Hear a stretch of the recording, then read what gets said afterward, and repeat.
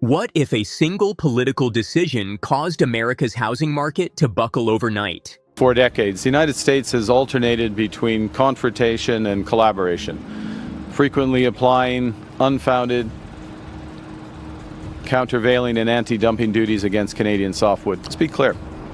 Canada does not dump lumber into the United States. On August 1st, President Donald Trump imposed a massive 35% tariff on Canadian softwood lumber.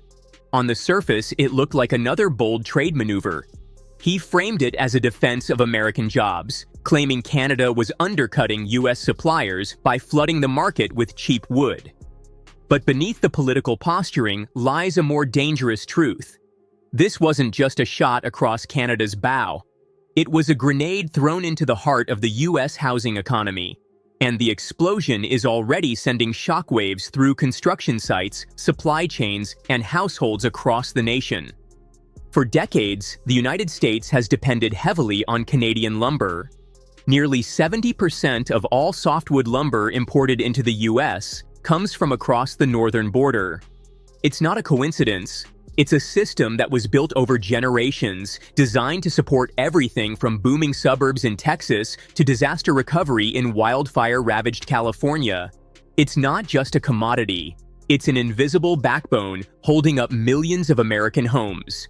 And now that backbone is under attack. Trump claimed the move would bring production home. He painted a vision of American workers stepping into the gap, of new sawmills humming with activity, of jobs returning from foreign soil. But industry experts, including those featured on Fox Business, tell a different story. Yes, the U.S. has the forests, but it doesn't have the infrastructure. The sawmills aren't there. The trained workforce isn't there. And even if the government rushed to build both, analysts estimate it would take 5 to 10 years to reach meaningful capacity. That's assuming environmental regulations on logging are rolled back, something far from guaranteed in today's polarized political climate. Meanwhile, the effects are already hitting where it hurts: at home. According to economic research platforms like Investopedia, rising lumber prices are expected to push construction costs up by 10 to 15% in the coming months. For families in California who lost everything in recent wildfires, that means longer delays, higher costs, and fewer rebuilding options. In the fast-growing suburbs of Texas and Illinois, where housing developments were already struggling to keep pace with demand, developers are now shelving projects, rewriting budgets, and cutting back plans. Ironically, Trump once pledged to fix America's housing crisis by building more homes. But now, his own policy might be making those homes unaffordable. In Canada, the response couldn't have been more different. There were no angry press conferences, no retaliatory threats. Instead, Prime Minister Mark Carney calmly unveiled a $1 billion support package for the softwood lumber industry. A large portion, over $700 million, is being made available as loan guarantees and liquidity support for small and medium-sized businesses affected by the ongoing trade war.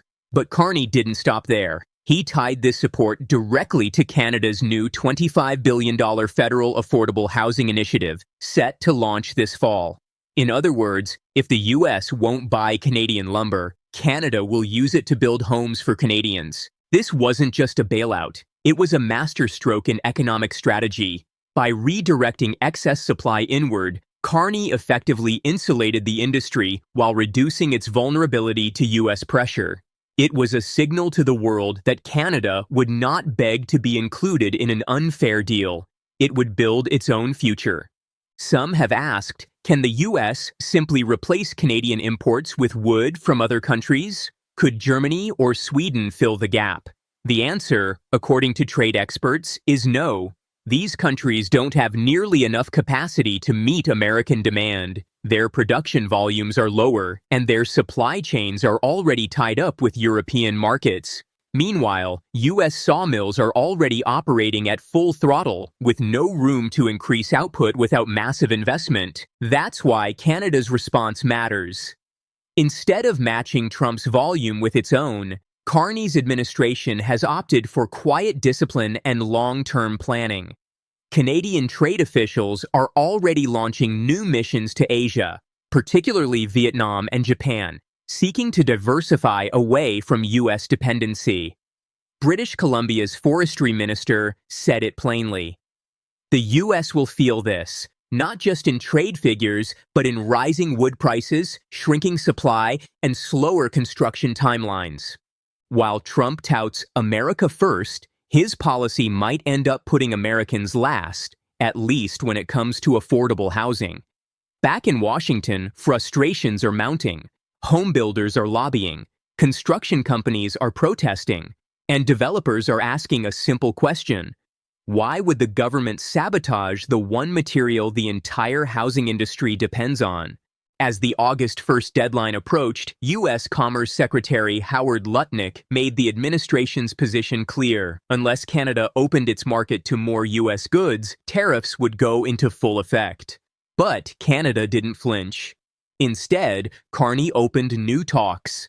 Not with the White House, but with American senators and provincial premiers, seeking a sector-by-sector compromise that could stabilize the industry without giving up leverage. For the first time in years, Canada signaled openness to export quotas on softwood lumber, a policy previously seen as unacceptable. The reason? Over $7 billion in collected duties are currently sitting in escrow, and with trade talks hanging by a thread, softwood lumber became more than a product. It became a strategic card, one of the few that could unlock a deal without touching more sensitive sectors like dairy or auto manufacturing. But negotiating with Trump isn't like negotiating with any other president.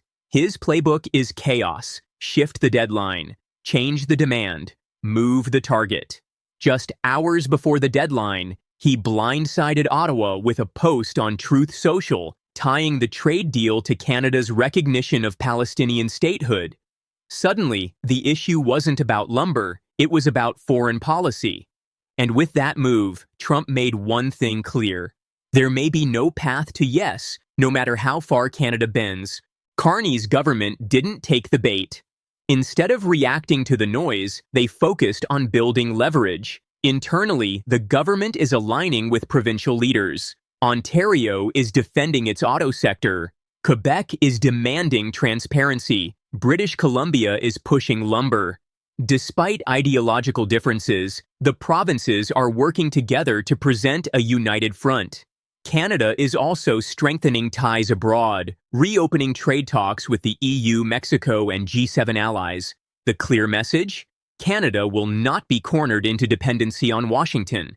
When the tariffs finally hit, they were sweeping, but not complete. Steel, aluminum, and auto parts were all included. But Canada's most strategically vital export, oil, was quietly exempt. That's no small thing. Canada sends over 4 million barrels of crude oil to the U.S. every day, most of it refined in the Midwest. Hitting that supply would cripple American energy operations, and Trump didn't dare touch it.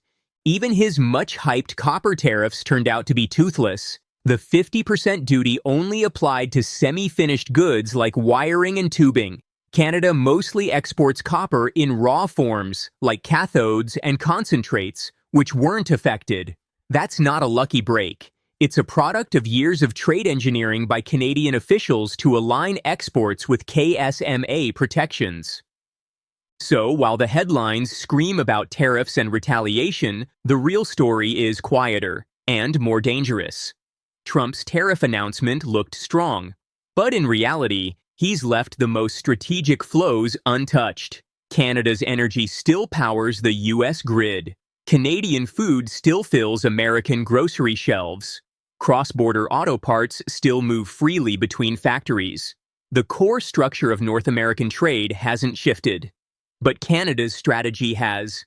Instead of rushing to sign a copy-paste deal like South Korea did, only to be slapped with a 15% blanket tariff, Carney is playing the long game. Time, in this case, buys leverage. And leverage means choices. The power to negotiate smarter terms, protect key sectors, and defend national sovereignty.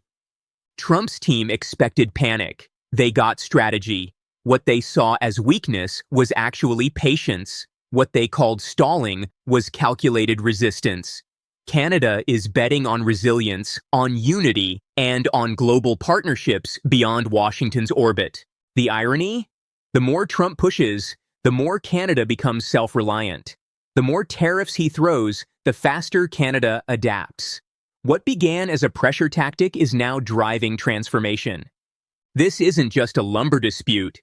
It's a stress test for diplomacy, for economic independence, and for leadership. And while Washington shouts about power, Canada is quietly showing what real strength looks like. Trump's tariffs may leave scars, but in the end, it may not be his voice that dominates the outcome. It may be Canada's quiet resolve, its discipline, and its willingness to keep building when others try to burn the bridge. Because in this trade war, the loudest side isn't always the one that wins. Well, less than 2 weeks away from the deadline to get tariffs off steel and aluminum, U.S. President Donald Trump targets another metal. We did steel, as you know, they're 50%. We did aluminum, 50%. Lumber just came out. Now, today we're doing copper. I believe the tariff on copper, we're going to make it 50%.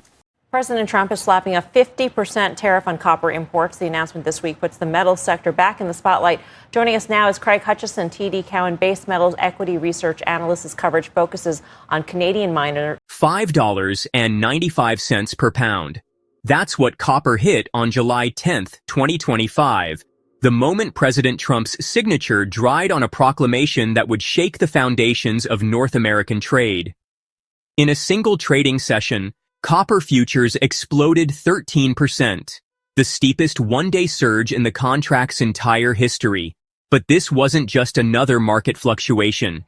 This was the opening salvo in a trade war that would ripple through every factory floor, construction site, and power grid across the continent. The 50% tariff on imported copper wasn't supposed to happen. Trade negotiators had spent months dancing around steel and aluminum duties, carefully avoiding the red metal that powers modern civilization. Then Trump dropped the hammer.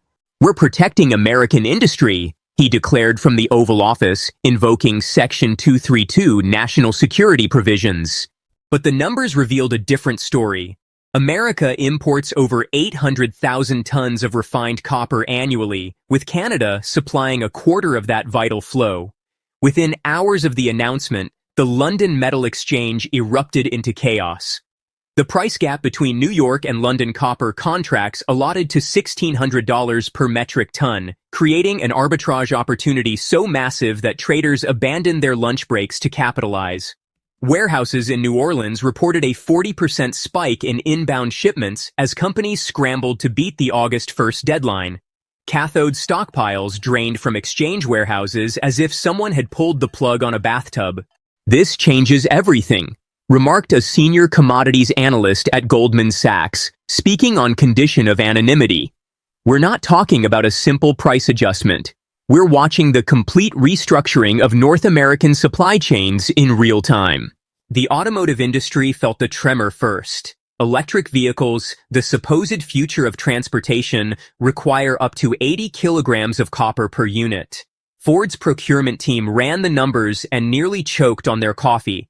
Every 5-cent increase per pound meant $90 more per vehicle. With copper up nearly a full dollar since July 8th, the company faced millions in additional monthly costs. Internal memos leaked to Reuters showed Ford warning suppliers that pass-through charges would appear in August invoices, no exceptions. Tesla's situation proved even more precarious. Their Nevada gigafactory alone consumes enough copper to wire a small city. Company insiders revealed emergency meetings where executives debated whether to absorb the costs or pass them directly to consumers already stretched by inflation. The consensus was grim. Either path led to reduced competitiveness against Chinese rivals unaffected by the tariffs, but automobiles were just the beginning. High-voltage transmission lines, the backbone of America's aging electrical grid, require nearly 5 tons of copper per mile. Infrastructure projects launched under the previous administration suddenly faced budget shortfalls measured in billions. Utility companies from California to New York convened emergency sessions, reviewing project timelines and discussing rate hikes that would hit every American household. The aerospace sector watched with mounting dread. A single Boeing 787 Dreamliner contains over 250 kilometers of copper wiring, enough to stretch from Seattle to Portland. Bombardier's Canadian operations faced an even starker reality. With defense contracts already strained by cost overruns, the military supply chain found itself exposed to price shocks that could derail next-generation fighter programs. Wind turbines, those graceful giants dotting the landscape from Iowa to Texas, each contain more than 4 tons of copper. Solar installations rely on copper's conductivity to efficiently harvest the sun's energy. The renewable energy sector, already walking a tightrope between government subsidies and market viability, suddenly faced a new existential threat. Industry groups calculated that the tariff could delay green infrastructure deployments by years, potentially derailing climate commitments. The human cost crystallized at the consumer level. Cox Automotive's analysis painted a stark picture. The tariff alone would add $6,000 to the cost of a Canadian-built car. Housing groups reported even more alarming figures. Between metal tariffs and lumber restrictions, the cost of a new home had jumped by $22,000. First-time buyers, already priced out of many markets, watched their dreams recede further into the distance. Canada's response came swift and calculated. Prime Minister Mark Carney, the former central banker turned political leader, addressed the nation with barely contained fury. But Ottawa wasn't waiting for the World Trade Organization's sluggish machinery to grind into action. Teck Resources, Canada's mining giant, activated contingency plans that read like a corporate thriller. Copper concentrate shipments destined for American smelters were quietly rerouted to facilities in Japan and South Korea. Finished metal would now trade on the Shanghai Futures Exchange, completely bypassing American demand. It was economic jujitsu, using the weight of Trump's tariffs against American interests. Provincial officials in Quebec boarded flights to Lima and Santiago, briefcases packed with trade proposals. Export permit fees vanished overnight, waived by bureaucrats who understood the stakes. Canada was constructing a parallel trade architecture, brick by brick, shipment by shipment. Statistics from the second quarter showed copper exports to Asia had already surged 27%, the largest jump in a decade. The ripple effects spread beyond copper. Trump's July 12th announcement of 30% tariffs on European Union and Mexican goods sent additional shockwaves through global markets. Currency traders watched the dollar weaken by 7.1% year-to-date, amplifying inflation as imports became more expensive. The feedback loop was vicious, tariffs driving up prices, which weakened the currency, which made imports costlier still. American manufacturers found themselves caught in an impossible position. Industry coalitions submitted over 200 petitions to the Commerce Department, pleading for waivers on copper used in medical equipment, electrical components, and transportation systems. Trade lawyers warned the backlog could take months to process.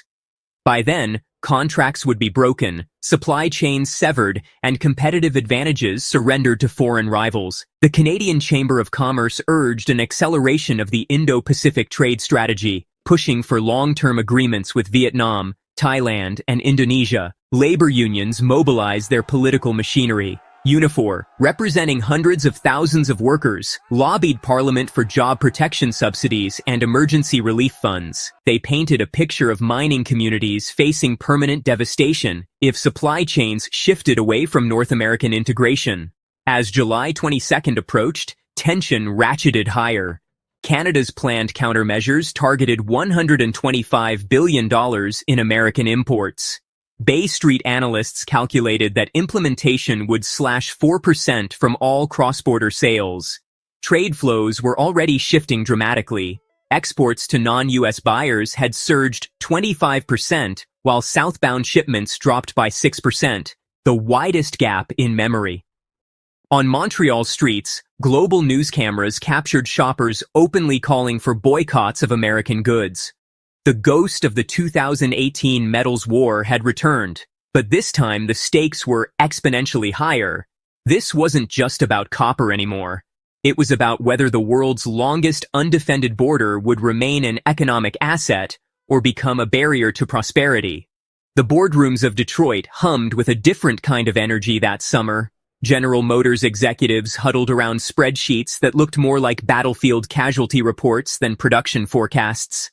Their Silverado electric pickup, the crown jewel of their EV strategy, suddenly faced a copper cost increase of $4,000 per vehicle.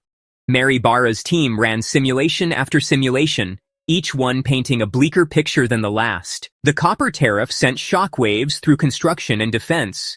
Skanska froze all new bids, citing price volatility. Electricians nationwide reported renovation costs spiking overnight, with homeowners blindsided. Emergency clauses became standard in contracts. Meanwhile, the Pentagon raised alarms. Critical weapon systems faced delays due to copper shortages. A policy meant to protect national security was now threatening it, as both civilian and military sectors struggled to adapt to skyrocketing costs and supply chaos. International reactions varied from diplomatic protests to creative workarounds. The European Union's trade commissioner arrived in Washington with a stark message. Reciprocal measures were being prepared that would target American agricultural exports and financial services. Japan's media officials, veterans of countless trade disputes, activated dormant supply agreements with Chilean and Peruvian miners. The message was clear: the world would route around American protectionism like water finding its way downhill. Mining companies themselves faced an existential reckoning. Freeport-McMoran's Indonesian operations suddenly looked prescient, positioned perfectly to serve Asian markets bypassing American tariffs. Their stock price reflected this geographic advantage, rising 12% while domestic-focused miners cratered. Investment banks rushed to update their models, factoring in a new reality where proximity to American smelters had transformed from asset to liability. The copper tariff shattered decades of North American economic integration. In Thunder Bay, 400 workers lost jobs as cross-border supply chains collapsed. U.S. manufacturers faced soaring costs with no domestic smelting capacity. Stock markets tumbled, with Caterpillar down 11%, while global miners surged. Telecom, auto, and renewable projects stalled. Unions protested, factories considered moving abroad, and China secured new supply routes. Just-in-time strategies crumbled, replaced by survival mode. Economists struggled to model the cascading impacts. What began as a U.S. policy shift triggered a global commodity realignment and raised urgent questions about the future of integrated prosperity. We're following the breaking news. President Trump saying he is now doubling the tariffs on Canadian aluminum and steel as markets reel for a second day in a row. The Dow Jones down now. $20 trillion. That's how much global trade could lose if the world's largest economies stop trusting each other. And right now, that trust is collapsing faster than anyone predicted. What do 35% tariffs then mean for the nation of Canada and its trade with the U.S.? Well, 35% tariffs, as Paul just mentioned, it doesn't actually, it's not going to be as impactful as it might seem initially on the headline when you read it, because the USMCA and goods traded through USMCA trade deal are actually exempt. In other words, the majority of trade between Canada and US, so think machinery, auto, and auto parts, all of that will be exempt from the higher 35% tariff. On July 10, 2025, President Donald Trump dropped a bombshell that sent shockwaves through Ottawa, Tokyo, and Brasilia. A 35% tariff on all Canadian imports, a 25% hammer blow to Japanese exports, and for Brazil, a crushing 50% tax that would cripple their economy overnight. These weren't negotiations, they were ultimatums delivered by letter, posted on social media like casual threats. The most stunning part? Canada and Japan, America's closest allies for decades, didn't fight back. They simply started walking away. We've reached a critical juncture in global trade relations. A senior Canadian trade official revealed in private discussions, when your closest partner treats you like an adversary, you have to ask yourself, what's the partnership really worth anymore? The numbers tell a brutal story. Canada sends 75% of its exports to the United States. Japan relies on American markets for nearly a quarter of its overseas sales. For generations, these relationships weren't just about money. They were about shared values, mutual defense, and a belief that allies stood together. But something fundamental has broken. Prime Minister Mark Carney's response shocked Washington. Instead of angry press conferences or retaliatory measures, Canada went silent. Behind that silence, however, was furious activity. Within days of Trump's announcement, Canadian negotiators were on planes to Singapore, Jakarta, and Kuala Lumpur. Foreign Minister Melanie Joly confirmed what many suspected. Canada was accelerating talks for a comprehensive free trade agreement with ASEAN nations. The timing wasn't coincidental. While Trump was posting tariff threats on social media, Canada was quietly signing a defense and intelligence sharing pact with Japan. The message was subtle but unmistakable. If America wanted to go it alone, its allies would find new partners. The era of waiting for Washington to come to its senses is over, explained Dr. Sarah Chen, a trade policy expert at the University of Toronto.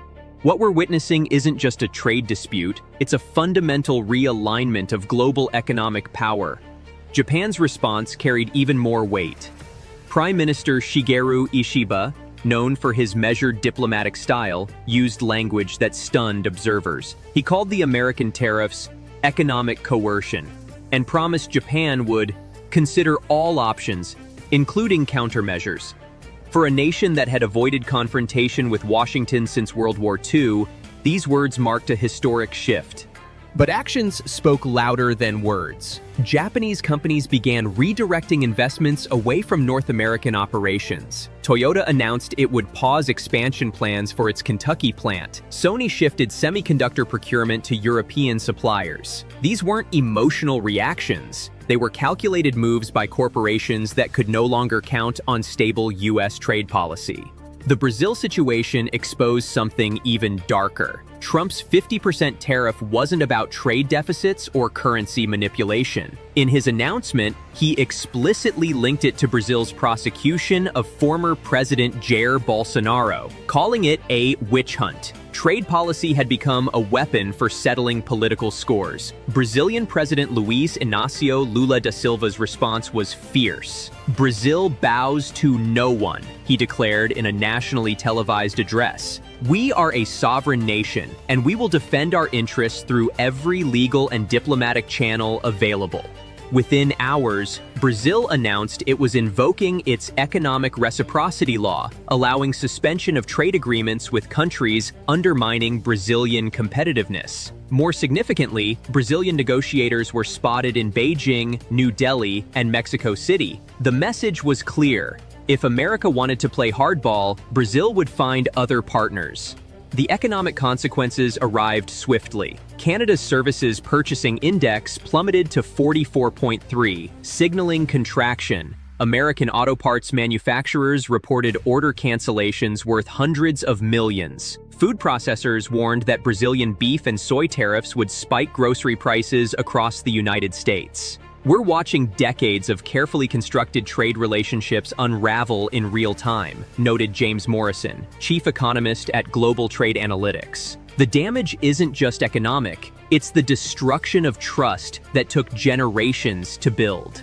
What made this crisis unique wasn't just the scale of the tariffs, but the method. Traditional trade disputes involved months of negotiations, impact studies, and diplomatic protocols. Trump's approach was radically different. Surprise letters, social media announcements, and constantly shifting deadlines. Partners couldn't plan, businesses couldn't invest, and allies couldn't trust. The pattern revealed a troubling reality. Countries seen as too close to China faced harsher treatment. Those who challenged American political preferences got punished. Trade had become a tool of coercion rather than cooperation. As July progressed, the consequences multiplied. Canadian liquefied natural gas shipments to Malaysia increased by 300%. Japan signed new rare earth mineral agreements with Australia and Vietnam. Brazil accelerated trade talks with the European Union. Each move represented another brick in a new global trade architecture, one that no longer revolved around Washington.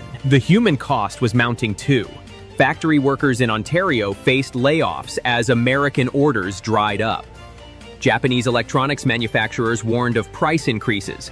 Brazilian farmers watched nervously as their largest export market threatened to disappear overnight. Yet perhaps the most profound change was psychological. For 70 years, American leadership in global trade was assumed. Countries might disagree with Washington, but they fundamentally believed in the system America had built. That belief was now shattered. Trust is like a mirror, one senior Japanese diplomat explained privately. Once broken, even if you try to put it back together, the cracks always remain. As August 1st approached, Trump's deadline for the new tariffs to take effect, the world held its breath.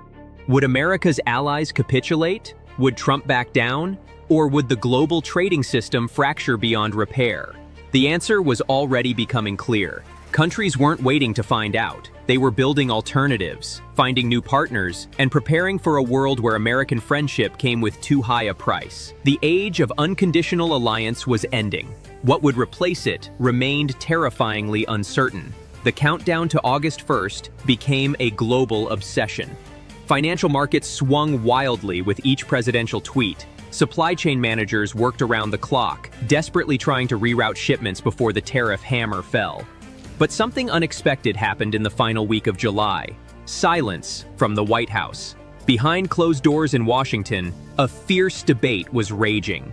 Treasury Secretary Scott Bessent warned Trump that implementing all three tariffs simultaneously could trigger a recession before the 2026 midterms. Mr. President, we're looking at inflation hitting double digits within 6 months, Bessent reportedly said during a heated Oval Office meeting. The American consumer will feel this at every grocery store, every gas pump, every Amazon purchase. Trump's response, according to 3 sources present, was chilling. Let them feel it. Sometimes you need to break a few eggs to remake the world order. But even Trump's closest advisors were growing nervous. The stock market had dropped 12% since the tariff announcements. Major retailers warned of empty shelves by Christmas. The Federal Reserve held an emergency meeting, with Chair Jerome Powell privately telling senators that the central bank had limited tools to combat self-inflicted economic wounds. Meanwhile, an extraordinary summit was taking place in Singapore. Representatives from Canada, Japan, Brazil, Mexico, South Korea, and the European Union gathered for what they called the Economic Security Dialogue. The name was diplomatic. The purpose was revolutionary, creating a new trade framework that bypassed the United States entirely. We didn't want this, admitted one senior European negotiator. But when your most important partner becomes your greatest source of instability, adaptation isn't a choice, it's survival. The Singapore Declaration, signed on July 28th, sent shockwaves through Washington. The participating nations agreed to eliminate tariffs among themselves, establish a new dispute resolution mechanism, and most significantly, create a digital currency for trade settlements that didn't rely on the US dollar. Wall Street's reaction was immediate and brutal. The dollar index plunged 6% in a single day. Bitcoin surged to record highs as investors sought alternatives to traditional currency systems. Goldman Sachs issued an emergency note to clients warning that the fundamental architecture of global finance is experiencing tectonic shifts. In Beijing, Chinese officials watched with barely concealed satisfaction. The Americans are doing our work for us, one senior Communist Party member observed. Every ally they alienate becomes a potential partner for us. Every market they abandon, we fill. China's strategy was subtle but effective. They didn't need to confront America directly. They simply positioned themselves as the stable alternative. While Trump threatened tariffs, China offered infrastructure investments. While America demanded political compliance, China promised non-interference. The contrast wasn't lost on countries caught in the crossfire. On July 30th, with less than 48 hours until the tariffs took effect, an unexpected voice entered the debate. Former President George W. Bush, who had remained largely silent during Trump's second term, released a statement that broke protocol. I've watched with growing alarm as we treat friends like enemies and make enemies of friends. This isn't the America I know. This isn't the America that led the free world to victory in the Cold War. The intervention sparked fierce backlash from Trump's base but resonated with business leaders and moderate Republicans. Senator Mitt Romney went further, calling for emergency legislation to block the tariffs. We're not just risking a trade war, Romney warned on the Senate floor. We're risking the end of American economic leadership. but Trump remained unmoved. On July 31st, he held a primetime address from the Oval Office. "For too long, America has been taken advantage of," he declared. "Canada, Japan, Brazil, they've grown rich while American workers suffered. That ends tomorrow. We're not backing down. We're not apologizing. We're putting America first, and the world will adjust or be left behind." The speech was vintage Trump, defiant, nationalist, and utterly convinced. But something was different this time. The usual rally round the flag effect didn't materialize.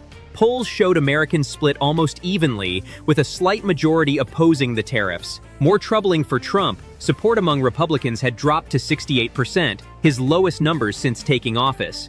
As midnight approached on August 1st, the world watched and waited. Border officials prepared new paperwork, shipping companies readied to reroute vessels, corporate lawyers stood by to file emergency injunctions. The global economy held its breath. Then, at 11:47 p.m. Eastern Time, news broke that would reshape everything.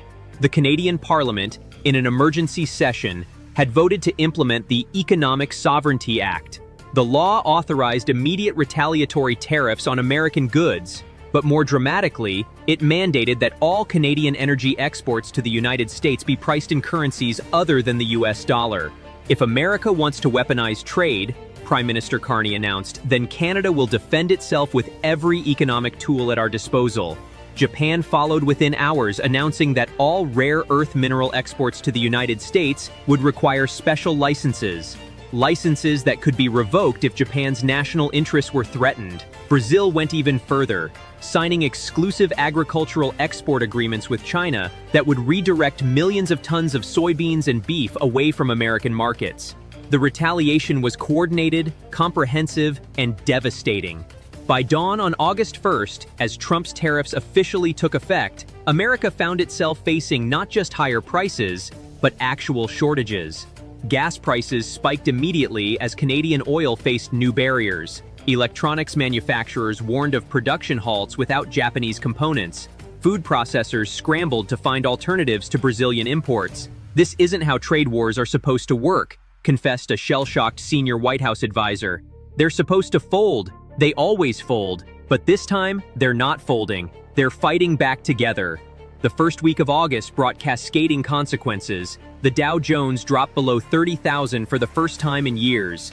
Inflation, already elevated, spiked to levels not seen since the 1980s. Small businesses, unable to absorb the sudden cost increases, began laying off workers.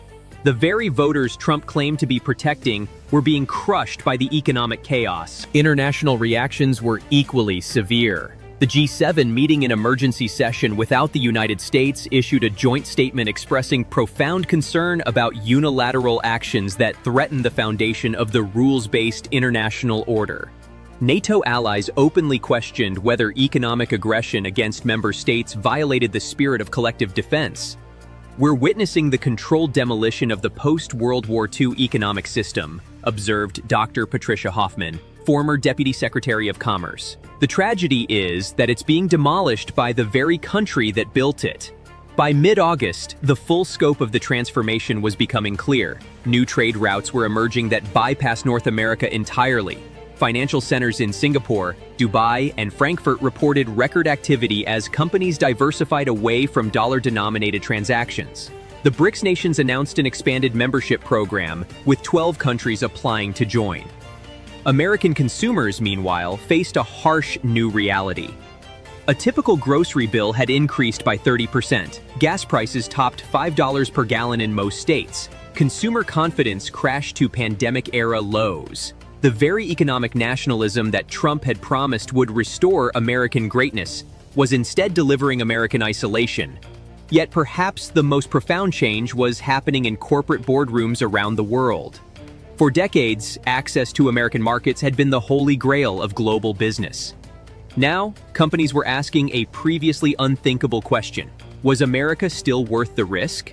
"We're recalculating everything," admitted the CEO of a major European manufacturer. Political stability used to be America's greatest asset. Now it might be its greatest liability. As summer turned to fall, the new economic reality was setting in.